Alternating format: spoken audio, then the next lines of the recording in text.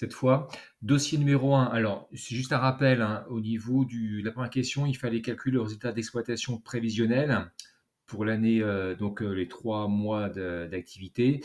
Donc le résultat, hein, donc ce qu'on attend en fait, c'est le bénéfice ou la perte, donc c'est les produits moins les charges. Alors les produits étant représentés ici par le chiffre d'affaires, donc c'était 3 mois d'activité, donc sachant qu'on faisait un chiffre d'affaires de 6 000 € par mètre carré, donc il fallait faire 6 000 fois 300.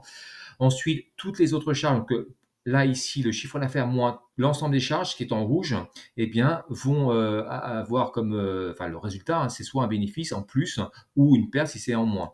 Donc, au niveau des charges, donc là, il fallait utiliser notamment la notion de taux de marque. Donc, ici, hein, donc il y a 20% de taux de marque. Donc, le taux de marque nous permet, si on a le chiffre d'affaires, d'obtenir donc la marge. Et quand on enlève la marge du chiffre d'affaires, on obtient donc le coût d'achat. Le loyer, c'était donc 8 mois, parce que c'est depuis le 2 mai. Les charges impôts du personnel, donc c'est 3 mois d'activité, 9 000 €. Les frais de dossier, donc il n'y a pas de problème, c'est le chiffre entier. Et l'amortissement, alors attention, l'amortissement, c'est sur les 4 douzièmes, c'est 4 mois de l'année, sachant qu'on amortit le montant, c'est 270 000 € sur 5 ans, donc on divise par 5 pour obtenir une année. Mais si on divise par 5, on obtient l'année entière. Ensuite, il faut faire un prorata, donc 4 douzièmes, c'est 4 mois de l'année sur 12. Donc là, produit moins charge, on obtient donc le résultat qui est un bénéfice. Donc là ensuite, la structure financière, donc il fallait calculer le fonds de roulement net global ou FRG ou FRNG, peu importe, c'est la même chose.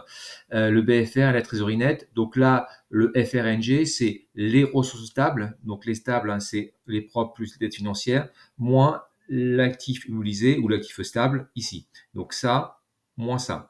Ensuite, pour le BFR, on prend l'actif circulant. Attention, l'actif circulant sans la trésorerie, enfin sans les disponibilités ou les VMP. Donc actif circulant moins passif circulant. Et on obtient donc ici cette somme. Et pour la trésorerie nette, on fait le fonds de roulement des globales moins le BFR, on obtient la trésorerie nette. Donc ici, une trésorerie nette positive de 293 830 €. Ensuite, le 1.3, il fallait donc présenter les 4 premières lignes du tableau d'amortissement de l'emprunt. Alors, sachant que là, c'était un amortissement qui était mensuel, donc des mensualités constantes.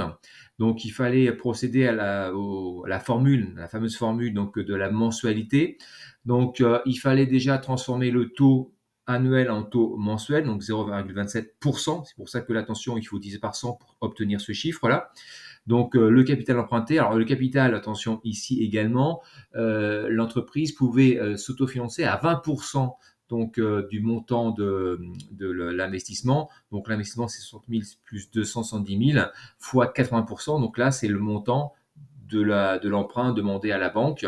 Donc, le capital fois le taux mensuel divisé par 1 moins 1 plus le taux de mensuel sur moins 60, attention, exposant moins 60, parce qu'en fait, ici, il y avait donc, ici, c'est 5 ans, donc 5 fois 12, ça fait 60 mensualités. Donc, on trouve une mensualité de 4 771,94 €.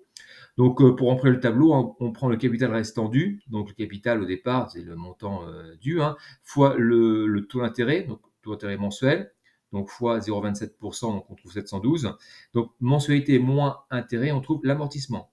Et pour trouver le capital restant dû en juillet N, on prend le capital restant dû donc en juin, moins l'amortissement, ici le montant remboursé du capital, donc 274 000 moins 4 059,14 égale à 259 940,86. Et ça, on multiplie par le taux mensuel pour trouver l'intérêt et ainsi de suite. Hein. Mensualité moins intérêt égale amortissement. Voilà, donc il fallait présenter les 4 premiers mois du tableau d'amortissement de l'emprunt. La question 1.4 n'était pas à effectuer, mais vous avez ici, je vous donne la correction. Donc il fallait donner l'incidence sur le BFR et l'incidence sur la trésorerie de cet investissement. Voilà pour ce dossier 1.